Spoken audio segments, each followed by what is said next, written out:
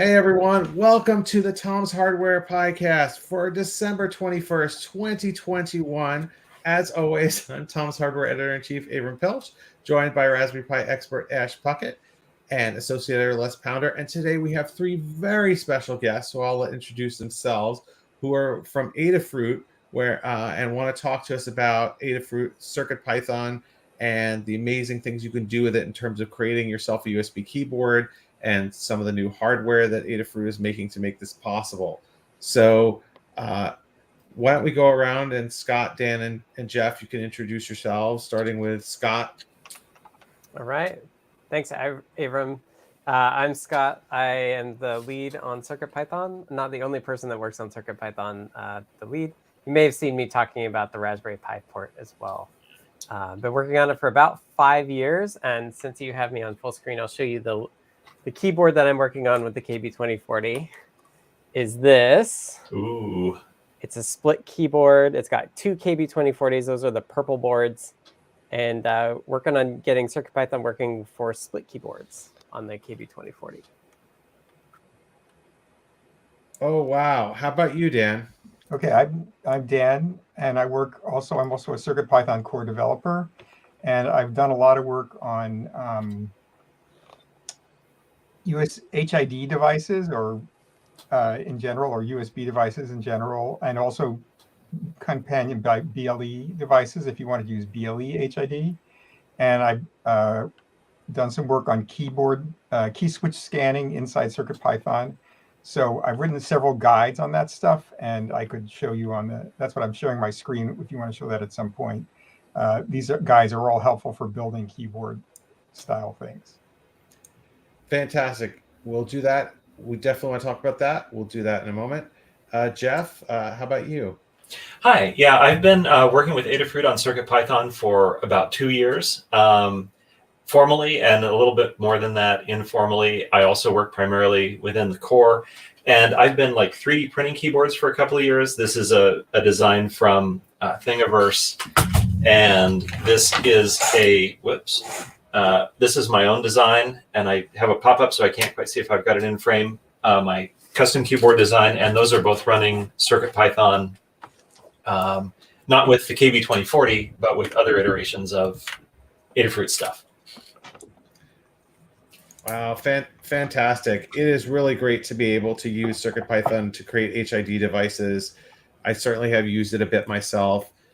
Really enjoy this macro pad that I got, which is another Adafruit product that uses CircuitPython, and you can use it to create to have it just be keys, or you can use it to program all kinds of wacky stuff. Like I had it play music because I assigned different keys to different musical notes, because you can do that because it has a built-in speaker and it has this little dial, which is cool. So you could change octaves or whatever, and then show which one you're on the screen.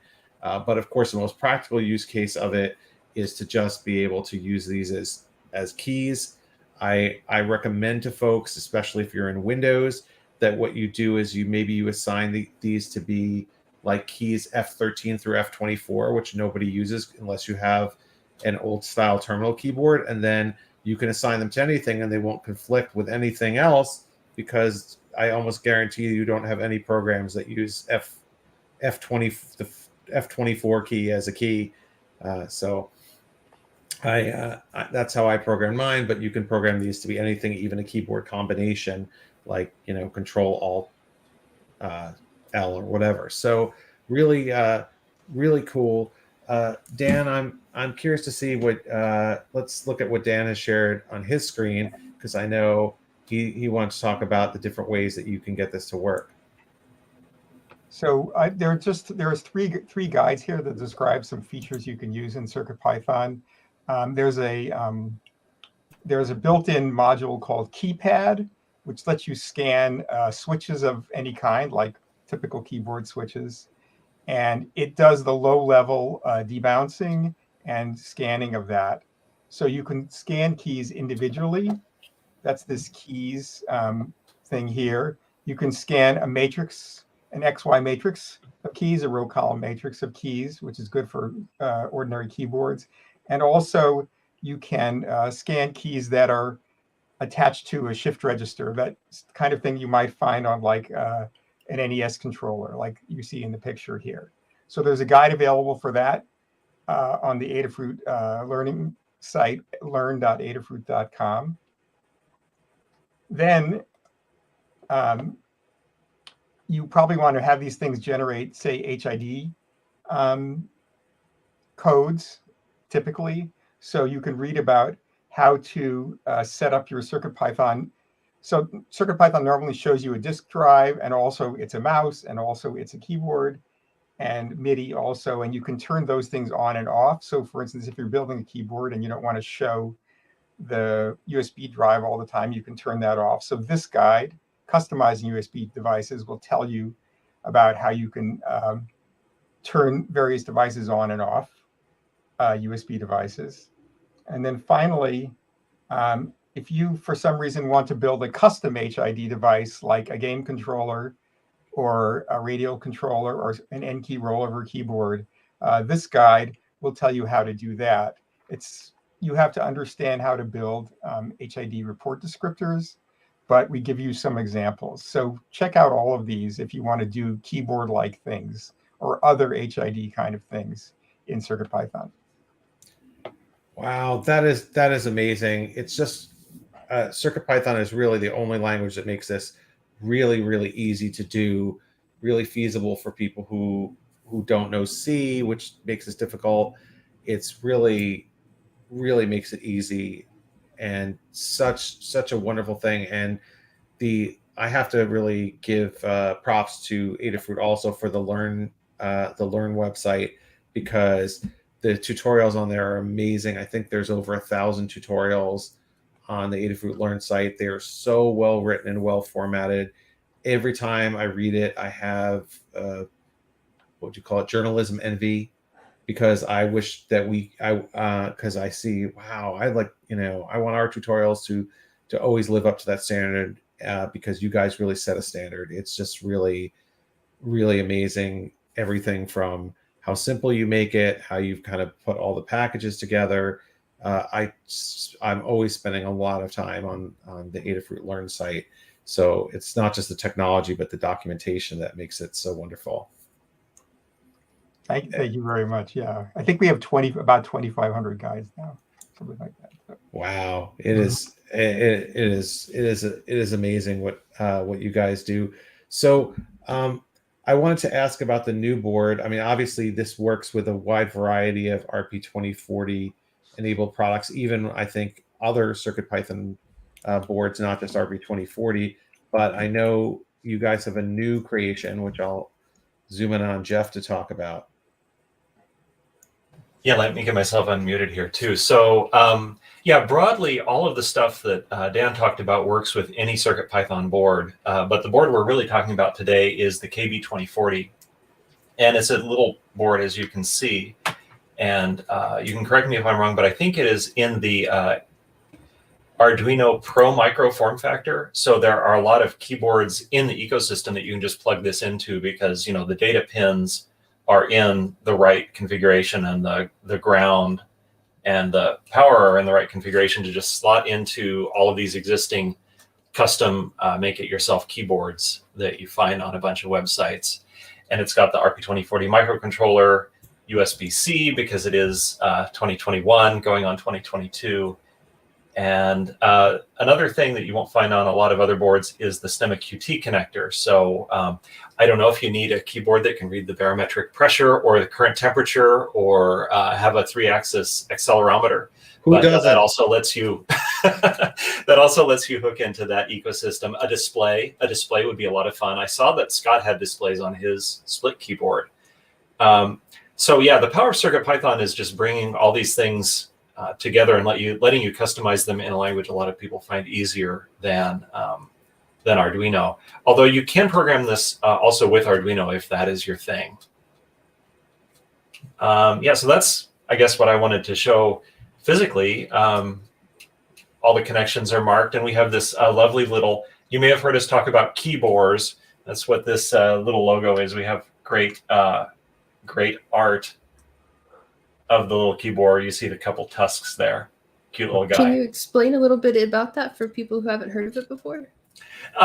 So not really. It's just one of those cute little things. So it's like a little tusked animal, a boar, but it's a keyboard. I feel like I'm explaining a joke, and that makes it not funny. But yeah, keyboards. It's just a character that they put. It's just a Yeah. character. Yeah. Nuts. Yeah, and Adafruit, we at Adafruit like to have our own branding on things too. So I think that's part of it, is like coming up with fun names for the different sorts of things that we're working on, and keyboards, quite fun. Yeah, no question about it. So I'm curious, someone in the chat has also, it's a board that likes keyboard. Someone in the chat has also mentioned that they are wanting to switch from QMK to CircuitPython. Would you see CircuitPython as an alternative to some of the custom keyboard firmwares that people use now, like QMK? Yeah, definitely. So I use a program called KMK, which is largely inspired by QMK, I think, but it's customizable in Python, and so it creates that very quick. I want to change something and try it again. Like to change your key map, you just pull up a Python file and change it. But also, you can also start with a very simple program. So I just started a screen share here. I think. So this is an entire keyboard in CircuitPython, and it's designed to work with this guy, which is the 5x6 key matrix. And so it's one screen of code plus a couple of standard libraries, the Adafruit HID and the USB HID, and it implements pressing a key and releasing a key. And so you can like type Control X or Shift 1 or all those things. And the keyboard just works, and it's so little code that if what you want to do is kind of get to understanding it at a deeper level, this is a really great way to get the hooks of your understanding in and get started. And if you want something that like has all the capabilities of doing layers or doing one key that sends a whole string, then you can dig deeper. You can go to KMK, or you just reprogram it with a different environment, because these are so easy to reprogram no matter which environment you're starting from, whether it's Arduino or CircuitPython. And I think that QMK is not actually ready for the RP2040 microcontrollers yet. That's something that people are working on. But I did want to show like the size and complexity of a minimum keyboard. And like if you wanted to change this to be M for some reason, you just change it to M, CircuitPython reloads, and now pressing that key, which I'm not actually plugged in, would send M instead of Q. It's just that easy. Right. Yeah. It's really simple, really simple to use, which is fantastic. So I think we were talking before we started the broadcast about the maximum number of keys it can support. What is the maximum number of keys that the KB2040 can support? And is there a limit built into CircuitPython? You want to grab that one, Dan? Well, I can answer about the number of IOs. So the number of IOs on the KB2040 is 18 out on the pins on the side. And so you can use those to create a 9x9 key matrix, which would be 81 keys. And that's kind of the maximum without doing heroic things, which is not a full keyboard. But that's one reason that people will go to these smaller layouts when they're doing one with microcontrollers. So, not only does the cost become a little bit lower, but it also fits within the constraints of the microcontroller that you're using. That makes sense. So how do you go from 18 GPIOs to 81 keys? How does that work? That's the one that I'll let Dan explain. Well, you have most keyboards have a row and column matrix. They don't have a line per switch. So you scan, you're scanning the intersection of a matrix that has some diodes in it to prevent false presses. That's what the diodes are for. And you say, aha, well, the key at row 3 in column 4 got pressed. And you complete a circuit between row 3 and column 4 when you press the key.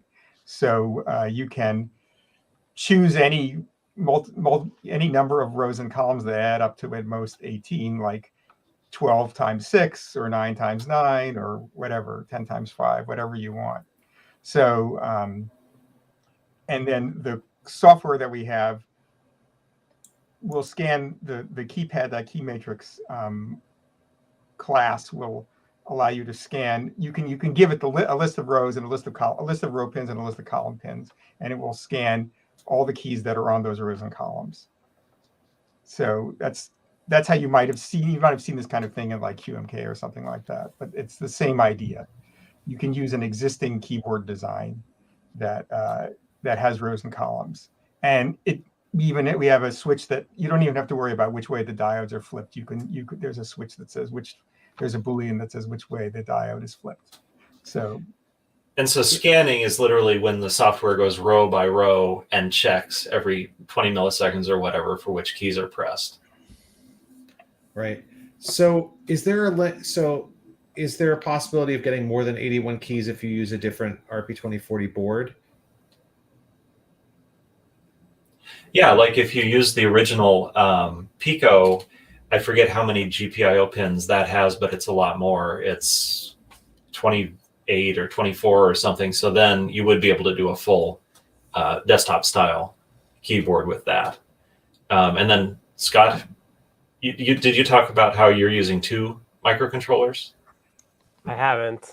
Okay. So how are you making that work? And is it seen as 1 keyboard or 2? Yeah, so I'll show you what my plan is.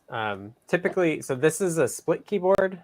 It's a Soffel. It's an open source split keyboard design that's already been designed for like this Pro Micro form factor. So I think the really big thing here is with the KB2040 that it's in a form factor that other keyboards have already been designed for, right? So Itsy Bitsy is great, but you can't just plop it into an existing design like you can here. The way that these split keyboards are working is that one side does scanning of the key matrix and then outputs over the headphone jack wire audio cable thing to the other side about what keys are pressed. And then your USB would just go into the one side that is getting the notifications from the other. So most of the logic happens on one side, and that's the one that talks to your computer. But you actually have 2 microcontrollers scanning each side first, and then they're coordinating. That's wild. How do you send data over an audio jack like that? Well, so is it Morse code or something? No, I mean, my plan is just to use UART. I need to add something to CircuitPython to make it work for the existing design stuff. But basically, I'm going to have it whenever a key is pressed, it will just send a 1-byte code that says this number key was either pressed or released. And then the other side will read that code and then interpret it just like if it was pressed for itself. So these audio jacks have 3 conductors. You can buy 4 conductor ones as well. But this 3 conductor one means that I can only send data one direction without, sorry, it's not liking that. So it'll be power, ground, and then a data line from one side to the other. But you can get cables, and these plugs on this design actually are designed for 4. So you can get cables that actually have 4 wires, so you could do back and forth communication if you want to. And that's QMK has a standard way of doing that for split keyboards. Oh, very, very cool. So Les, you have a KB2040, and you've been using it. What have you managed to do with it? Nothing as elaborate as Scott's keyboard, I will say. I haven't got the equipment to hand, but I've been having some great fun with it. So I'm going to show you what I've been doing. So let's go to the right one. There we go. So there is KB2040. And I've got an I2C Neo key breakout here, connected via the STEMMA QT connection. And this is controlling what you see on the screen, moving from section to section. Nice. Really easy to do. I mean, I've done this with CircuitPython before. This is my shortcut keyboard that I use. Let's get it in shot. There we go. That I use every day. That's a Pimoroni Kibo 2040 that I use. And that has all my shortcuts for taking screenshots and moving around windows, that sort of thing. But the appeal of this to me is what Scott said before. It's the Arduino Pro Micro form factor. That's been around for 5 or 6 years at the very least I can think of. So you can just drop this into your existing keyboard that you've hand built, and away you go. layout's the same, pinout's the same, everything ready to go, which is brilliant. And it's also nice and cheap still, because you can get Arduino clones will do the job of a Pro Micro. They're cheap, but this is an official proper board that is cheap and has lots of features. Wow, that is great. So, does anyone have any recommendations for what if you wanted to get a KB2040 and build your own keyboard, how you would get started in terms of like where you would buy the casing, or I know Scott, you had something where you could actually plug the board right in. What would you recommend folks get if they want to make a keyboard with it? I think the rabbit hole for mechanical keyboards Is really deep. It's really deep, and it's Reddit from what I've seen. There's a reddit.com/r/mechanical keyboards, I think is what it is. They have a wiki on there, and it's really, really good. That's not just for DIY keyboards, but they have a lot of resources about key switches and things like that. I think the keyboard world is really interesting. So we've said HID, but I don't think we actually defined it. So HID is an acronym for Human Interface Device. And as we use computers all the time, it's really important, I think, to really think about the system that you have for interfacing with your computer, especially if you're like me and you're spending 8 or 10 hours a day on it. Having a keyboard that helps your body and doesn't hurt your body is really important. So I like to spend a lot of time experimenting with how I'm interfacing with the computer. So I like open source designs. There's a number of boutique keyboard shops that will sell you just the PCBs or the PCBs with some stuff on it. There is some soldering involved, but it's not too bad. So I would say check out the Reddit stuff. There's great resources there. And I'm happy to talk about some open source designs that I think are great to start with, if people are interested in that as well. Yeah. So, were you able to just buy that keyboard setup, or did you have to 3D print it? How did you get that?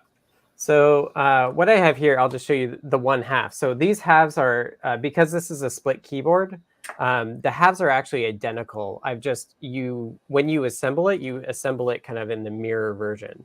So I got this kit from a site called Little Keyboards. And so you can see it's a 3-layer sandwich here, where it's actually 3 layers of PCB that I bought from Little Keyboards. You can see that there's a URL there of the design. So it's called the Sofle, SOFLE, and I may be pronouncing that wrong. It's open source, so you can look at the KiCad files, which is great. And I wish I had taken the back off this, but what you'll do is you'll solder sockets that hold the switches. So the switches are like the things under here, and then this is a keycap. So what you do is on this middle board, there are sockets, and there are diodes and RGB LEDs if you want that. And then what you'll do is you'll buy keycaps, which I already had these, and then also key switches, and you'll kind of squish them all together to get this board. And then for the RP2040 or the KB2040, what I did is I actually just soldered some female headers and some male headers because I wanted to always have the option to swap something else in there. But what you'll see with this design actually is it's usually designed for the KB or the Pro Micro to be actually on the other side and then, or upside down, and then have an OLED screen on top of it. But I decided not to do it that way. Yeah, I'm happy to link folks to the Little Keyboards where I got the kit and the PCB. Adafruit doesn't currently carry like a full keyboard, but I think it's only a matter of time before we design something. I found some issues with this that I'd love to refine, which is the beauty of open source. So who knows? Maybe one day we'll make it. ATL TV Head 2 says, Scott, I made some pants pocket holder for some Ferris sweep keyboard for standing desk keyboard config. Oh, keyboard pants. I would love to see keyboard pants. I actually, so as you know, I was trying to get my camera set up But for a while, I was experimenting with using like these tripod things. So this would be on my desk, and then my keyboard would be on the other side of this. I was doing that for a while, but they weren't sturdy enough to not move as I moved or knock them with my chair. So yeah, I can nerd out about all this stuff a lot.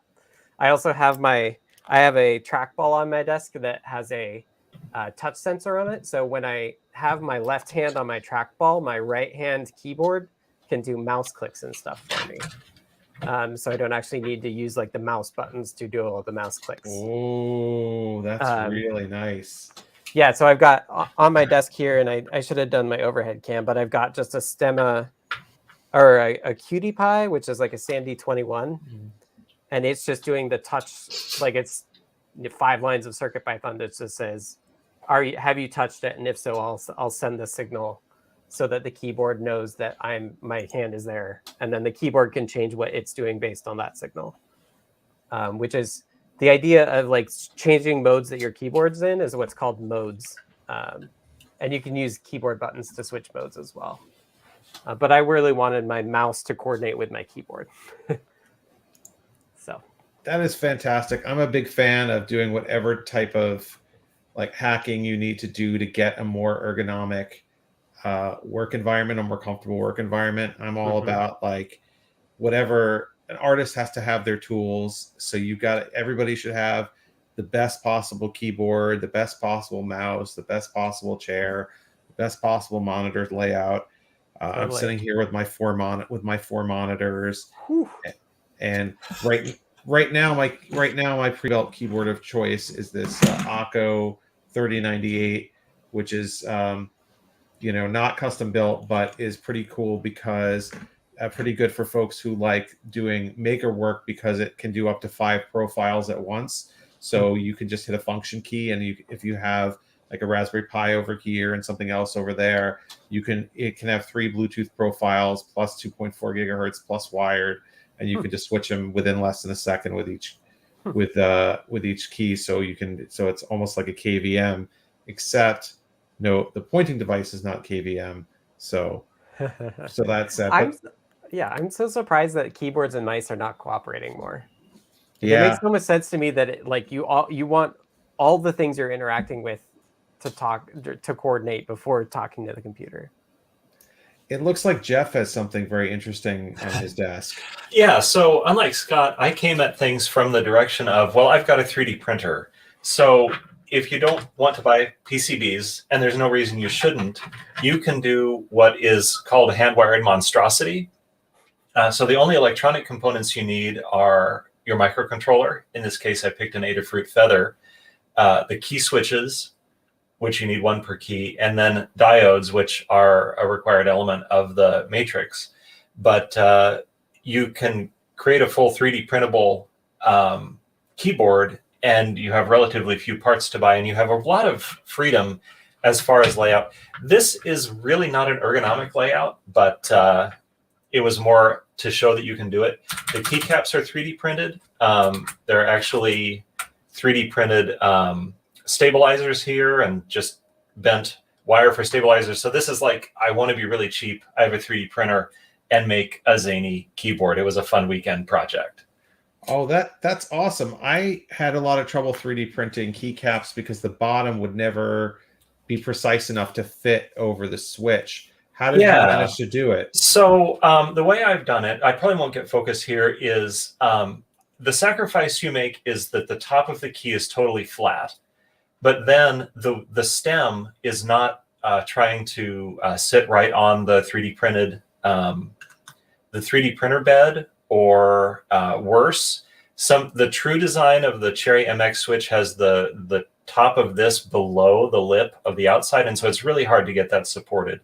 So when you flip the key over, you've got this flat surface here that is just on the surface of the 3D printer, and this here is not in the air, or it's at the top. So it's a lot easier to get the shape you need and not rip it off when you take it off the 3D printer bed. But do expect to go through some iterations to get exactly the right size, because the tolerance is pretty small. I developed this KeyCAD based on someone else's design in OpenSCAD, and they had like 3 numbers for tuning all of the dimensions here. And if you go to my Learn guide, which I made about this 3D printed calculator, I show a picture of just how many I threw away while creating the one that worked pretty well. And they are a lot looser than a proper keycap, but they work. In this case, each one of these, I created a profile in my 3D print. Each of these faces is still flat on the keyboard or flat on the 3D printer, but then the bottom ends up being angled. I don't know if that's making sense. This is an Adafruit guide on the Learn system, so you can check that out. But I love approaching it from the 3D printing end of things, and this is kind of the most 3D printed. But those other 2 keyboards, one of which I use every day, is also 3D printed and hand wired inside. And there are people who have done these just lovely. If you go look on the internet, you'll find people, and it just looks pristine, like a robot did it. But I've got zany everywhere crazy wires, and it works, except for how unergonomic this is. And by the way, before I forget, I want to give a shout out to Eva, who is in the chat and is also an Adafruit person. And I see a lot of questions and comments have gone by that she has taken care of. And so thank you. You're not on the video, but we love that you're here. Yes, thank you so much. That it's amazing. I see Dan has a picture of the really big. I think these are the really big keys. Yeah, that's just the video of what's the latest. Sorry. Right, but these are available. These are 4 times larger, or 7, much larger. Those are fun. Those are really fun. I once got the opportunity when there was in-person CES to Razer, the keyboard maker, they're more than just a keyboard maker, but they had a giant keyboard at their booth that was made out of those switches. So I got to sit there and type like this for a few minutes, and it was awesome. And yes, I'm sure you could easily power those with RP2040, which is fantastic. I also love that it looks like all of you guys are using Kale switches. I know Adafruit sells those. I have one right here, actually, a box white. My favorite switch. Really highly recommended. Great feel. I always put these into the keyboard. I've tried jade and I've tried white, and I've tried navy. I'm trying to get hands on the pale blue or something to see. Do you guys have a favorite switch? Any key is fine as long as it's loud. Yeah, it's got to make the noise. I can't bear if it doesn't. For folks who don't know, the feel of a key is typically color coded by the color of the stem. So when people say white, they mean like a particular weight, that like how strong pushing against it you have to do and what happens when it activates. That's what colors mean, and that's a Cherry MX thing that started. We've got a couple different colors here. We've got, I think these are what are these? Jade, yeah, and then the reds. Yeah. Cherry MX started that whole thing. Yeah, but Cherry started it, but there's so many other brands, and I personally like Kale the best, but it's a very personal decision what somebody likes in their switches, and people who really get into this can go down a really big rabbit hole for sure. Sorry, go ahead. I just put up the URL for where you got your keyboard. Oh, great. Yeah, I'm very excited that all of the designs now are using these sockets. So talking about experimenting with key switches, now you can do it without having to solder them back and then desolder them. So I'm looking forward to actually having a keyboard with sockets that I can actually try different keys in it. And I'm curious, since you like whites, I kind of want to try whites now. I like white the best as a clicky switch. I found that the jade were a little bit too heavy, a little bit too much force required. Navy is a little too heavy. I hear pale blue is pretty nice. I want to try those. But white is definitely one of the most common, and it's very light. It's a nice light click. So if people like cherry blues, then they'll love white because it's a little bit less travel, just a little bit, like 0.5 millimeters. So I find I can type faster with them, and it's good. But always looking for even more. Well, we've kept you guys a long time, and I want to thank you for your time, and I want to wish everyone a happy holiday. In fact, I want to take a second to wish everyone a happy holiday and a Merry Christmas if you celebrate Christmas, because here's a Raspberry Pi hat I just got that is an RGB Christmas tree. This comes from, and I've been waiting for it to come. It just came yesterday, so I wanted to make sure I had it in time for the show. That is this is from the Pi Hut in the UK, and it is exactly what it looks like. It is a hat that will go on any 40-pin Raspberry Pi, and you can use Python to change the RGB lighting on it. So, are they NeoPixels? I believe so. Yes, I'm pretty sure these are NeoPixels. I just added NeoPixel support to the CircuitPython bare metal for Raspberry Pi. So yeah. Cool. So that'll work with it. Yes, this. So yeah, they're just regular. Here, I'll show you a second. I think they're just regular NeoPixels. Yeah, it looks like it. But That looks nice with the gold trim and stars on it. Yeah. Beautiful silkscreen. Yes, I figured it was a cool thing to do with Pi. Good use of all 4 cores and all the RAM and everything. The best use. Well, thank you all so much, and thanks to everyone for watching and listening. You can find us here Tuesdays at 2:30 p.m. Eastern, 7:30 p.m. UK time. We will be back here next week, and as always, have a wonderful week, everyone. Thanks so much. Bye. Bye-bye. Thank you.